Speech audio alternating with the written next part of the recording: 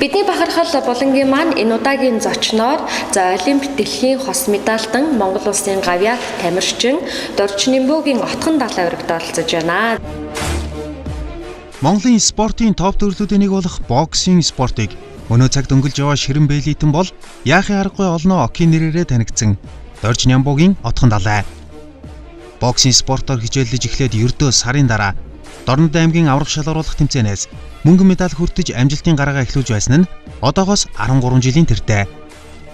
Тэрхүү мөнгөн медалийн бүхэй явсаар өсвөр залуучуудын ангилалд тус бүр 2 удаа улсын аваргаар шалгарч, насанд хүрэгчдэд 7 удаа аваргаа дархлан, 4 жилд 1 удаа болдог Монголын бүх ард түмний спартакиадад тасралтгүй 3 удаа төрүүлэх үргэлжлэл байсан юм. Монголдо тэргүүлсэн энэ хугацаанд олон улсын амжилт мөн хамт дагаж байлаа. За юуны дөрөнд энэ өдрийн мэндийг хүргэе. За телевизч оронтойгоо ард түмэнд бас энэ өдрийн мэндийг хүргье. Бид бүхний урилгыг хүлээн авч хүрэлцэн ирсэн танд баярлалаа. Тэгээд амралтын өдрийн мэнд хүргэе. Тэгээд өнөөдрийнхөө нэвтрүүлгээс амралтын өдрөө юу гэж өнгөрүүлдэг вэ? Энэ асуултаас эхлэе гэж бодож байна. За мэдээж тамирчин бол гэртээ зав гаргаж чаддгүй. Тэгээд амралтын өдрийг гэр бүлийнхэнтэйгээ бас өнгөрүүлэхийг боддог. Тэгээд дорн нутагтаа ирээд бас төмрөтэй ашигла тэмцээнийг тохиолдлоод бас амрангаа ирчээд байж байна. Ер нь хүүхэд манай Дорн подкаст өөрөө болохоор л тэ тийм ээ. Хүүхэд нас нь яг яаж өнгөрсөн 10 жилийн дурсамжаасаа бас хуваалцаач. За Дорн тамхита 1988 онд мэдлээд эндээ бас сургууль соёлоод өгсөөд тэгээ боксing спортыг сонгон хичээлээд Дорн тамхиасаа бас энэ спортоор бас түүжээлэн бас тамирчдынхаа анхдагч болж гисэндээ маш их баяртай байдаг. Тэгээ хүүхэд нас маань бол яг л тамирчууны амьдрал ямар байдгийг тэр журмаар өнгөрсөн. Манайх одоо хүн болгон мэдэндээ бунхан гэж ярьдаг нэгдүгээр огт яг төрж өсч юм үзсэн. 11-р сургуулийн 2005 онд төгссөн байгаа. Тэгээд боксing маань одоо хичээллэх болсон одоо анхныхаа тэр үеийн дурсамжаас эргээд санал. Боксing спортоор хичээлхэн би 5 дахь сургууль ордог байсан. Манай ангиас бас нэлээ олон хүмүүс боксing спортоор хичээлдэг. Тэгээд спорт хороо маань станцын зааланд байлаа. Тэгээд манайх бунханд идэг гэсэн. Би яг замаараа яг хүмүүсийг бэлгэлтэд явах нь яг замдаа дагаж явж байгаад бэлтгэл рүү орж сонирхож байгаад яг боксing спорт руу орсон байгаа. Тэрнээс өмнө бол яг л бүхий спортоор хичээлээд бас явж исэн. Бас тэр маань бас энэ боксing спорт бас давуу тал болсон баг гэж байна. Хамгийн анхны тэмцээн амжилт гаргаж ирсэн тэмцээн. За хамгийн анхны тэмцээн би одоо манайх аймгийн аврах шалгаруулах тэмцээнд би хүрэл медаль авч ирсэн. Бас нэг дөнгөж нэг хичээлээс сар болоод тэгээд хүрэл медаль хүртээд тэгээд боорц руу шууд тэр тэмцээнд бас боорц хотод бас тэмцээн уралдаанд оролцоод нэг хожоод магаш ножигдоод тэгээд ирж илаа. Тэгээд Улаанбаатар Олимпийн гараа гээд бас жоо хүүхдийн тэмцээн болдог гэсэн. Тэрэнд анх удаа 3 сар хичээлээ төрүүлжсэн. Банд бишийн нэрмж тэмцээн. Бас тэр маань бас маш уран мөгөө цаашаа хичээллэх түүж болсон баг гэж боддгийг. Ер нь бол хүмүүс тэгдэж штэ мөрөөддөг штэ. За би нэг спорт дед мастер бол тэгэл болондоо гэл яг л хүүхд тахта тэгэл хичээлдэг байсан. Тэгэл дед мастер болсон, спортын мастер бол бодигээл спортын мастер болсон. Олоос болсон. Тэгээ олоос болсныхаа дараа за ер нь гавьяа тамирчид ямар гоё харагддаг юм бэ гэж бас тэгж боддог байсан. Бас гавьяа тамирчин болохын төлөө бас хичээж мэрийсэн. Анх их нэртэйгээ танилцж ирсэн түүхээ арайч багасаа л үргэлжсэн гэж сонсч байсан. Тэ битээр бүр багасаа би 8 дугаар их нэмээд 6 дугаар ингээд ахтал битээр яг л хамар гашаа гэж ярьдэн штэ. Древэнд өссөн чинь хөрш айлууд байсан. Тэгэл үерхэж тоглож нөхрөлж явал тэгэл үерхэл тэгээд 2008 онд нэг төрсөн доо тийш.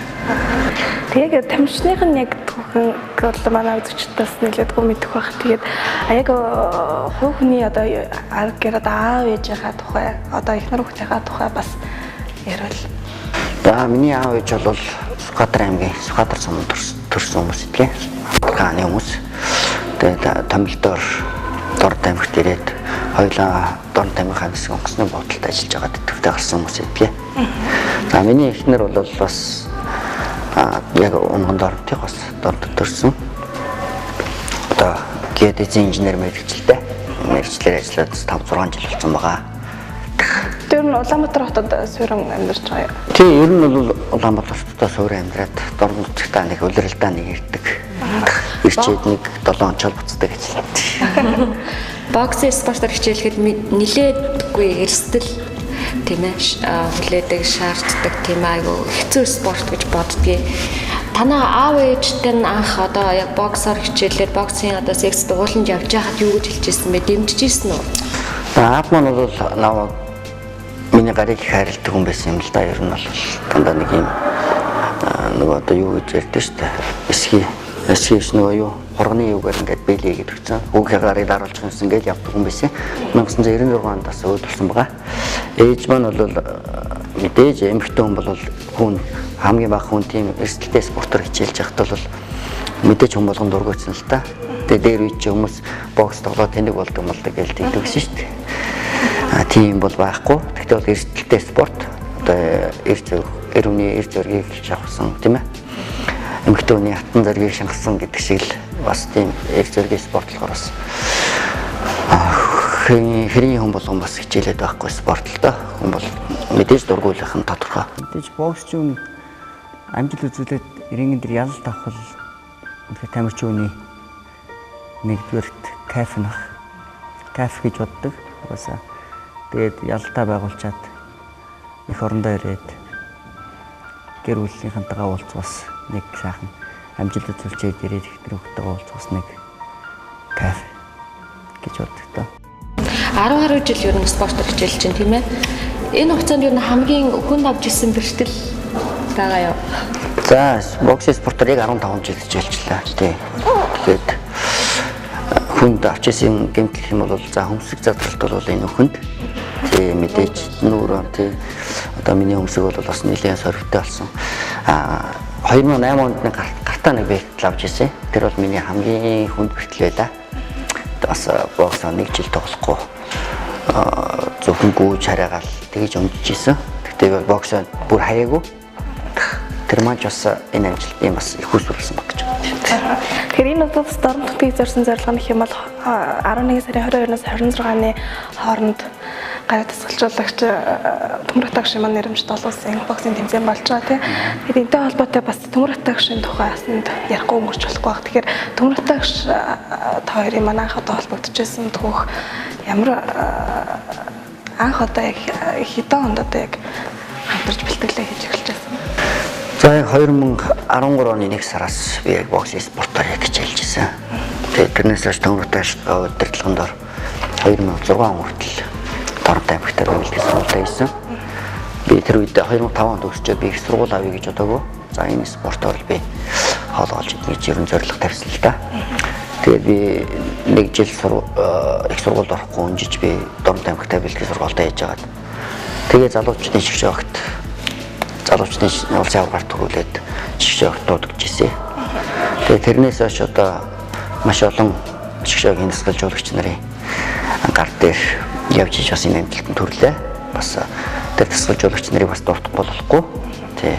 Тэр дасгалжуулагч дунд маань бол Төмөр Атагшин маань Шамнар Монгол улсын шигшээгийн дасгалжуулагч нар бол хийдэг. Тэгээд Төмөр Атагшинхаа бас зааж өгсөн тийм бэлтгэл сургуульд одоо амьдралын арга ухаан энд бас суралцаад явж байна одоо. Төмөр Атагш багш хүнийхээ хувьд ер нь ихэр хатуу хүн бай. Хувь хүнийхээ хувьд ч гэдэг юм уу тий. Одоо өөртөө тань зөвлөжсэн одоо хамгийн одоо сэтгэлд хүрсэн гэдэг ч юм уу сэтгэл хоногчжсэн тийм үг ямар үг гэдэг. За Төмөр Атагшин сэтгэл шингэсэн үг юм бол яг хүүг залуучууд байхад бид нар тоглож байхад Улаанбаатар хүүхдүүдтэй тоглож байгаа шүү дээ. Улсын аваргаар тоглож байхад багш. Урд гарт нэг л онцгой юм алчууч идэв шүү гэж хэлдэг гэсэн. Тэр бол санаас өрдөө гардаг байх шиг тий. Тэр бол яг тамирчууны бас хурцлж байгаа тийм ээ. Арга техник өгшөө сайжруул тэр үний гарт нь бол юу их вэ гэдгийг бас Төмөр Атагшин маш сайн зааж өгснээ бас үр дүн болов гэж боддог юм. Тэгээд тамирчин хүний хувьд мэдээж ялагдах хайлал нь хосолж байж ч мэдээж амжилтанд хүрдэг байх л та. Тэгээд отгонлагийн хувьд ер нь одоо өөртөө нь одоо улам одоо илүү ингэж урагшландаа гэж хэлсэн одоо тийм мэдээж бол өнөөдөр яг олимпийн медаль авсан мэдээж олимп гэдэг бол яг спортын хамгийн дээд төрөл тий мэдээж амжилтанд хүрсэн гэхдээ одоо юу гэдэг энэ дэд амжилтанд хүртэл одоо ингэж хор шаригтай ингэж процесс нод тийм ялагдал одоо тийм хожиглол байдаг. За бас яг энэ дорнотын ард түмэнд үгүй одоо сайн спорт сайн мэддэг хүмүүс л миний тулаануудыг бас сайн мэдгүй байх. 2011, 13, 15 оны төлөв аврах алужээ медаль авсан байх цаг хугацаа байсан. Солонгосын тамирчинтай тоглож байсан. Оноо нийлт давуур хожоод. Тэгээ 3 дахь тоглолт болохоор яг олимпийн төлөөлтөө 8-1-т Ирландын боксчин Жон Жей Нэйм гэдэг боксчинтай тоглож 18-18-аар оноо тэнцээд олимпиэдээс мултсан байгаа. Харамсалтай. Тэгээд тэр Ирланд боксчин тэр дэлхийн аваргаас хүрэл медаль аваад Лондонгийн олимпиад оролцоод бас мөнгөн медаль аваад тэгээд сүүлд нас болж ирлээ. Би хэрвээ энэ тамирчин тэр үед ялцсан. Гараал өргүүлсэн би энэ олимпийн дэвжээнд бас амжилт үзүүлчих байсан болов уу гэсэн бас харамсал төрдөг байсан л та. Хүн болгон тохиолдол айгүй азгүй гэж хэлдэг байсан. Тэгээд би тэр хүмүүсийг амд хэзээ би тагландаа гэж юм дотор боддог байсан. Азгүй гэж байхгүй шүү ер нь тийм ээ. Хүн болгонд аз тохион тэр азыг хүн бол алдаж болохгүй. 2014 онд болсон Инчоны Азийн наадам тийм ээ. Азийн авраг болж исэн. Тэр мөчөөсөө бас хуваалцаач. Яг одоо алтан медаль авчлаа гэх тийм ээ. Яг рингэн дээрх одоо тулаанаа дуусгачаад багшаа би чадлаа гэж багш руугаа гүйжсэн тийм ээ. Тэр үеэ бас тусаач. За Инчоны Азийн наадам гэдэг бол бүх төрлийн спортын Азийн олимпикс 4 жилд нэг удаа болдог. Тэгээ манай одоо эх жил манай боксын албан 80 жилийн байгаа. 70 жилийн байгаа. Одоо зохион байгуулах чинь. Тэгээ энэ 70 жилийн түүхэнд бол Азийн наадам гэсэн Азийн наадмын авраг гэсэн тийм цол ер нь хүртэж байгаагүй. Тэрийг бас дорн таймгаас анх удаа хүртсэн. Тэр маань бас энэ боксын карьерт маань тийм ээ 70 жилийн боксing түүхэнд бас нэг шинэ хугацааг бас нээж өгсөн. Манайд бол олимпийн аврагт дэлхийн аврагууд байгаа. Тэгтээ Азийн аврагт төрөг байсан. Тэрийн дорн таймгаас бас анхдагч болоод бас түүхэн дээр үлдээстэй бас маш их баяртай байдаг. Яг ялалтын дараа рингэн дээрээ төрийн далбаага нөмрөөд гүйжих тэр акшн зургийг бол манай шилдэг зурагчид бол маш гайхалтай авсан байсан. Дараа нь тэр зургуудаа хараад бол маш их зурагчдаар бол маш их бахархсан. Тэ яг тамирчин хүний яг ганц дараа тамирчин байхаа болсон үедээ харах юм бол тэр зураг болж үлдчихэж байгаа. Тэр утгаар бол маш гайхалтай авсан зургууд үлдсэн дээ. За тэгэхээр бид хүмүүс яг бидний бахархал болонда дорнот нутгаас төрөн гарсан нэр зүйтэй одоо твдэлхийд дорнотынхаа нэрийг төдөөгүй тийм Монголынхаа нэрийг одоо дурсгаж яваа амжилттай байгаа юм. Дорнотынхаа одоо хүмүүсийг одоо урьж оролцуулдаг байгаа. Тэгээ өнөөдрийн манаас нэвтрүүлгийг орлогыг хүлээн авч ирсэнд баярлалаа. Ямар ч гэсэн тэгээд сүүлд бас дэлхийн авраг болсон байгаа. Тэгээд баяр хүргэж амжаагүй баяр хүргэе гэдээ бас үзэгчдийнхээ өмнөөс хэлмээр байна.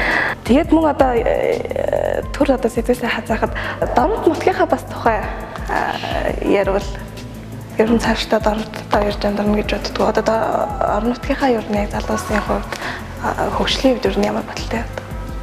За ер нь би дорн таймыг Улаанбаатар хотдох дорн таймынхаа оюутан залуучуудтай холбоод бас спортын харилцаж байдгийг. Тэгээд ер нь бол аль болох дорн таймынхаа спортын салбарын энтэй орлого спортын салбарынхаа хүүхдүүдийг бас энэ улстай бас тийм ээ клубүүдтэй холбож өгч шинэ одоо саксны тамирчин тийм ээ боксинг бүх их гээд бүх тамирчдыг бас нэг жоохонсон дэмжлэг үзүүлэхийг бас хичээж явдгийг. Тийм болохоор нутагтаа мэдээж ирж амьдрах бах. Гэхдээ араа болоогүй. Өнөөдөр бас хот хүрээгээ бараадаж бас улсынхаа хөгжилт зэрэгтэй бас нэг мөр зэрэгцээ бас алхах хэрэгтэй. Залуучууд бас. За олимпик дэлхийгээс хүрэл медаль аваад за Азийн авраг болоод яг ингээд шагнал авахгаа зогсож байгаа яг тэр мөчөд яг юу бодогддөг юм бэ?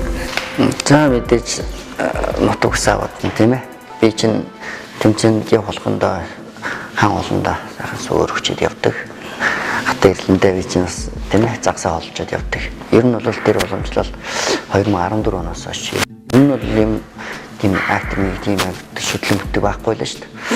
Тэгээ 14 оноос хойш ер нь байнга нутагтаа ирээл тэмцээн оролдоонд ер нь явдаг гэсэн. Сая бас дэлхийн аврах шалралт тэмцээний өмнөхөн хүртэл бас бэлтгэл сургуультай бас сонгуулийн дээрээгээд бас завгүй байсан ч гэсэн би нутагтаа ирээд нэг онцол би утсан. Тэр маань яах гэж ирсэн бэ гэвэл хаан ууланда сүг өргөчөд бас өргөө татчихад явж бодоод ирсэн байна. Тэгээд аливаа тэмцээн уралдаанд явах нь маш урт удаан хугацааны бэлтгэл гардаг штэ тий. Тэгээд ар гэрийнхнаасаа хол байх, үр хүүхдтэйсээ хол байх. Энэ тухайс төмрөттагш маань өмнөх дугаарт маань орохдоос ярьжсэн тий. Нэг амралтанд очиод бараг 2 сар 40 тоног бэлтгэл юм. Тэгээд тэндээс харихгүй шууд нэг тэмцээнд яваад байна. Нэг тэмцээнд ирчээд ирэнгүү дахиад цуглал. Тэгээд ахаад нэг тэмцээнд явна. Тэгээд бараг 6 сар уулзаж гэртээ нэг болж ирнэ. Тий. Таны үед бас яг эхнэрийнхээ тухай ярихад одоо юу гэдэг хамгийн дээд нь одоо хэр удаан хугацаагаар ер нь гэртээ очиж байгаагүй. Одоо Олимпиад явахын тулд бас маш л удаан хугацааны бэлтгэл. Тамирчин дасгалжуулагч хүмүүс бол ер нь бол яг л адилхан мэт. Тамир дасгалжуулагч бол тамирчнаа дагаад явж илээдэг. Тэгээд хамгийн дээдлийн хугацаа нь бол нэг 40 хоног л болно л доо. Гэртээ очихгүй 40 хоног болно. Тэгээд ирчээл нэг 7 хоног эргээ буцаа явах жишээний. Тэгэхээр чинь бас гэр бүлтэй цаг хугацаа өнгөрүүлж байгаа мөч нь бас маш богинохон байдаг. Саяны дэлхийн аврах шалгуулалт тэмцээнд бол би бараг л сайхан гэртээ байсан. Гэртээ бэлтгэлээ хийж байгаа л бараг явсан. Дэлхийн аврахаар бол тэгтээ бэлтгэл сургууль сайн байсан. Тамирчин бол эржийн дэглэм гэж сахив одоо хувийн тамирчны сахилга бод шүү дээ. Сахилга бодоо сайн барьж чадах юм бол гэртээ байх хугацаанаараа илүү. Хүүхдүүд нь юу гэх вэ? Аавнууд таах хэрэггүй. Томроо төрөхөд би бол байжсэн. Багаага төрөхөд бол Кубад би бэлтгэл сургуультай яг олимпийн бэлтгэл гарсан явж исэн. Багма намайг баахгүйхэд төрсөн. Төрөөд нэг сар болсон багт би гэртээ ирж исэн баг. Хамгийн сүүл 2017 онд болж исэн, орж исэн тэгээ тэмцээнүүдээсээ бас дуртаач. Таиландд болсон тий. Бангкок хотноо болсон бас эзэн хааны 2017 онд би бол маш цөөхөн тэмцээнд оролцсон баг. Олон улсын төвдлөгийн, олон улсын нийлээд ердөө 3 тэмцээнд оролцсон. Тайланд эзэн хааны цамд би 2008 онд би төрүүлсэн байжгаад манайхан бас нэлээд засарсан байжгаад 2017 онд 4 сард очиж бас тэнд төрүүлсэн байгаа. Тэгээд Азийн орох шалгуулт тэмцээнс энэ жил бас хүрэл медаль хүртээд тэгээд манай боксing спортч болохоор 15 оноос хойш одоо яг олимпик дэлхийн аврах шалгуулт тэмцээнд орохын тулд ТВ-сээ эрхээ авдаг болсон байгаа. Тэгээд хүрэл медаль хүртээд бас дэлхийн аврахын эрхийг аваад дэлхийн аврахт оролцож бас хүрэл медаль хүртээд тэгэлээ. За тэгээд ирэх одоо онуудад ер нь хамгийн одоо ойрын хугацаанд төлөвлөж байгаа тэмцээн юу вэ? 2020 оны бас олимпиад л. Би одоохондоо энэ жилийн улсын аврагыг би ерөнхийдөө дөнгөж байгаа. Тий. Бэлтгэл гэмтэл манай сайн эдгээгүй. Саяхан бас төвөөр тайшаа тэмцээнээр багшаа хүндэтгэд оролцсон гэж одоо бэлтгэл сургууль хийсэн бас хөмсгний бас жоохон бэртэл аваад эргээд бэлтгэлээ жоохон сасарцсан байгаа. Тэгээ ирэх онд бол ер нь бол маш цөөхөн тэмцээнд оролцсон. Тэгээд 19 оны дэлхийн аврагыг ерөнхийдөө зорж байгаа. 19 оны дэлхийн аврагаар 20 оны олимпийн эрхээ авах болохоор тэр тэмцээнийг ерөнхийдөө зориод одоо жижигхэн тэмцээнүүдийг жоохон унжиж аваад том өнгөөгөө барих санаатай байгаа юм бол. Тэгээ 20 оны олимп дуусны дараа бас өөрийнхөө хувийн спорт юм уу тийм ээ? Хувийн ажлаа гээд явах юм бол. Отхон далай Аз ТV-ийн анхны аварга Алтан хоёг Монгол улсын гавьяа тамирчин үе түмэн Энхбат зэрэг үе үеийн шилдэг тулаанчдын амжилтаараа дэлхийн рингнээ дархалж ирсэн Монголын 60 кг-ийн жинг өндөрт авч явна. Олон улсын боксing холбооноос гаргадаг дэлхийн чансааны 2 дугаар тэрэмлэгддэг нь үүнд өгөх хамгийн том хариулт юм. Монгол боксчдын түүхэн дэх цорын ганц Азийн наадмын аварга, Аз ТV-ийн алт мөнгөн медальт, химийн цомын хошоо аварга зэрэг олон улсын Аз иргэлийн тэмцээнд үзүүлсэн томоохон амжилтууд нь түүний дэлхийг тэргүүлэгчийн араас нэхэх 1600 онооны чансааг тодтогно. Тунлагийн боксing спортоор хичээлэхээс гадна одоо чөлөө цагаараа хийдэг эсвэл хобби ч юм уу эсвэл одоо өөр юм нууц талдаагаас юу гэдэг вэ? Тэгээ оюутан багтаа нэр ямар мэргэжлээ төгссөн? Оюутны би галийн удирдлагаар төгссөн байгаа. 2013 онд төгссөн. 2009 онд галийн сургуулийг элсэж ороод ерөнхийдөө тэгээ бас тэр үед чинь олон тэмцээн оролдоонд явахгүй бас хичээл номонд бас анхаарал явдаг байлаа. Тэгээд сургуулаа төгссөний дараа ер нь бэлтгэлтэй шамд ухаан ороод Тэгээ 14 настай амжилтууд мөн гарч ирсэн. Тэгээд одоо бас атлет карьер гээд Монгол мобиси биеийн тамирын мэрэгчлэлтэн гээд бас нэг тийм англи шинээр дэлхийн орноос бас Монгол улсад маань нэгээд тэр сургуулийг бас одоо энэ 12 сард бас төгсгөр байгаа. Дорн тамирынхаа үе залуучуудтайгаа нийлээд бас ууланд алхалт хийдэг байгаа. Бас тэр чинь бас хүний эрүүл тийм ээ ганц спорт хэлдэггүй. Их спорт гэдэг маань ер нь бол хүн бас эрүүл үлдэнэ гэж бас хэцүү тийм ээ. Хүний зүрх энгийн хүний зүрх 70-80 цохилж байгаа. Тамирч их спортоор хичээлж байгаа хүмүүсийн зүрх бол минутанд 240 м цаг цоглох жишээний байдаг. Тийм болохоор хаяа бас алхалт хийгээд бас оюутан залуучуудтай хацууд алхалт хийдэг. Оюутан залуучдын олон улсын уулзалтанд чуулганд явсан юмсан үү? Тэ сая өнгөрдөг 10 сард Сочи хотод гэсэн. Оюутан залуучуудын фестивал наадам болсон. Дэлхийн бас 40-50 мянган оюутнууд цуглаад бас урлаг соёлын бас тийм наадам боллоо. Тэрэнд бас Монгол улсад төлөөлөөд Хөдөлмөрийн Баатар Сэрдам бид хоёр бас яваад ирлээ тийш нэг. Яг боксоор ингээ хичээллээд явж явах үедээ шантарч исэн үе байдаг уу? Ёо боли тий. Боксоор хичээллэхээгээ тий хавтал хийж явах үед. Ганц боксын спорт гэлтгүй одоо надаас өөр хүмүүс спортоор ч ажил дээр ч гэсэн хүмүүс шантарх үе зөндөө байгаа шүү дээ. Би бас шантарч л байсан.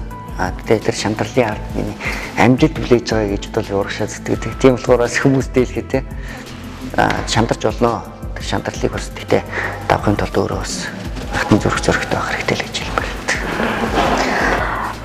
Одоо тухайн үед цуг бэлтгэл сургуульд хийжсэн тамирчид нь одоо ер нь цуг байдгүй. Ер нь одоо ингэж яг хамт одоо мөр зэрэгцэн явж байгаа одоо яг тамирчид ер нь ямар тамирч? За Монгол улсын жигшээ багийн 20-30% нь дорн тамирын хүмүүсийн тамирчид эзэлдэг ер нь боксын спортоор зөвхөн боксын спортоор шүү дээ. Тэгээд одоо надад мөр зэрэгцэн тоглож байгаа идэрхүү шинэ хоёр маань байна. Тэр хоёр маань надад бол улсын шигшээ багт бол 2006 оноос хойш өдийг хүртэл цуг хичээлж байна.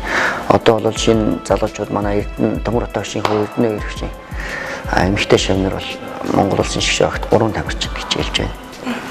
Тэгээд ингээд харахад бол бас зодог тайлаа явчлаа. Одоо яг миний үеийн Монгол улсын шигшээ багт бол одоо 2 тамирчин л байна. Идэрхүү мань зодгоо тайлжлаа.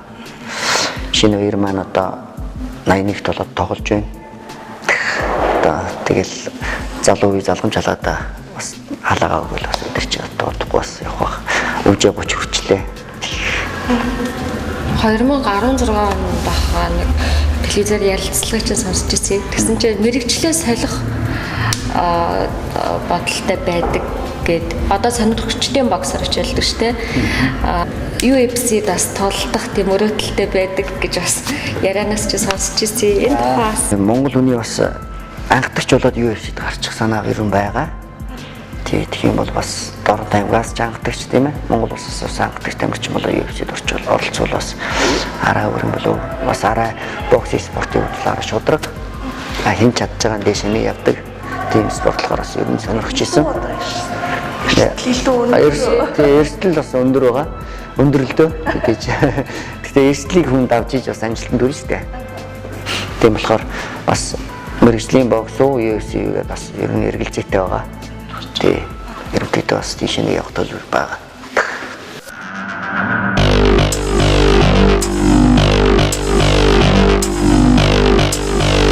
ерөнхийдөө бидний ярилцах цаг маань дуусах тохиж байна. Тэгээд энэ хоорондоос мэдээж туслаж дэмждэг ар гэр болоо тийм ээ ах トゥ хамаатан садан найз нөхөд за хуурай ах トゥ багш нар гэл олон хүн байдаг бах. Энэ завшааныг ашиглаад бас дорнод нутагтаа ажиллаж амьдарч байгаа өөрөг чинь дэмждэг тэр хамаатан садан хүмүүстэй бас баярсан талархснаа илэрхийлэх бас боломж олгож байна. Боломж олгож байна. За баярлалаа. Тэгээд намайгс энэ телевизтэй ураад оролцуулсан маш их баярлалаа. Дорн тамхитай. Тэглүү яах вэ? Мэдээж би хамгийн түрүүнд гэрэлийнхаа хүмүүст маш их баярлж авдаг хэлмээр байна. Тэгээд сая олимпиад явахт манаас дорн тамхи маань маш их дорн тамхи маань ард ирэх тийм ээ. Маш их дэмжлэг үзүүлж Төмөр тагшин бас зардал мөнгөн дээр бас маш их туслахыг бас би мэднэ. Тэгээд намайг бас хар багаас маань дэмжиж байсан. Одоо Дорнот аймгийн иргэдийн төлөөлөгчдийн урлын төлөөлөгчтэй Батмунх ах. Одоо шинэ сөглөлийн дэлгэрэгч засаг дээрийн Баторшиг ах, Сарггүй ах гээд маш олон ах нар маань байна. Тэр ах нартай маш их баярлалаа. Ганц намайг дэмжээгөө. Тэгээ бокс спортын төлөө хүс хүчээ тусаа гаргаж байгаа тамирчдын бас маш их дэмжиж маш их баярлалаа гэж хэлмээр байна. Тэгээ саяхан өчигдөрхөн бас манай Дорнот аймгийн боксын хол талын бүрэг боксын холбоо маань бас хурлаа хийж шинэ тэргүүнээ сонгосон байгаа. Дорнот аймгийн боксын холбооны шинэ тэргүүн дээр Батмунх маань болсон байгаа. Тэгээд бас хамтарч бас Дорнот аймгийн боксыг хөгжүүлэхийн төлөө бас дүүн бас цаг хамт хүчин зүтгэн. Тэгээд Дорнот аймгийнхаа ард түмэнд бас маш их баярлалаа гэж хэлмээр байна. Одоо саяхан мэд санагдаж байна тийм ээ. Дорнот аймаг маань намайг олимпийн медаль хүртээд ирэхэд маань маш сайхан хүлээж аваад Дорнотынхаа ард иргэдийнхаа хандур болсон маршал хотгонд бас 3 байр бэлгэлээ. Бас маш их баярлж байгаа. Тэгээд Дорнот аймгийнхаа ард иргэдийнхаа итгэлийг алдахгүй бас улам их хичээж явах болно. Тамирчин байхаа болсон ч гэсэн бас Дорнот аймгийнхаа төлөө бас ажиллаж хөдөлмөрлж явна гэж хэлмээр байна. За мэдээж үзэгчдийн өнөөдрийн маань бидний бахархал болонд маань Монгол Улсын гавьт тамирчин за олимп дэлхийн хос медальтан утган далайн өргөдөн оролцлоо. Бидний урилгыг хүлээн авч хүрэлцэн өршөнд маш их баярлалаа. Тэгээд орон нутгийнхаа нэрийг Монгол Улстай төдийгүй Аз дэлхийн тавцанд өндрөөр дуурсгаж явж гад баярлалаа гэж үзэгчдийн хамнаас дахин хэлээд цаашдынхны спортын амжилтыг хүсээд гэр бүлд наад жаргал хамгийн сайн сайхан бүхнийг хүсээрэй. За маш их баярлалаа. Сайхан үйлжээрэй гэж байна. Ингээд үзэгчтэй нэвтрүүлгээ өргөжлөлөө хүлээн авч үзнэ.